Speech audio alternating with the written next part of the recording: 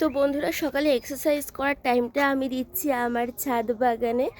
কারণ আমি দুদিন আসিনি বলে আমার মেয়েকে কালকে পাঠিয়েছিলাম, শোনো মা যাও জলগুলো দিয়ে আসো গাছে। তো আমি দেখতে এলাম যে ও কেমন জল দিয়েছে। এসে দেখছি বেশিরভাগ গাছই শুকনো হয়ে রয়েছে। যেহেতু এখন শীত পড়েছে, রোজ জল দিচ্ছি না তাই।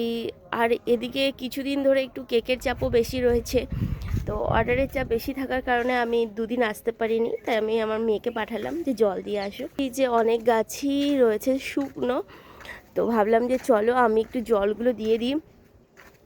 তার জন্য রেডি হয়ে গেছি। মোটামুটি কিছু গাছে জল দিয়েও দিয়েছি। এদিকে ও যতটা পেরেছে দিয়েছে, এতে গাছগুলো একটু সুস্থও হয়েছিল। এবার আমি আজকে ভালো মতন জলটা দিয়ে দিই, তারপর আবার একদিন জল না দিলেও কোনো অসুবিধা নেই। এইদিকে রয়েছে আমার সব ড্রাগন গাছগুলো। এই যে এবছর ফল দেবে কিনা জানি না। তো ড্রাগন গাছে কি করলে আমি তাড়াতাড়ি ফল পাবো, তোমরা কেউ জানলে অবশ্যই কমেন্টস করে জানিও।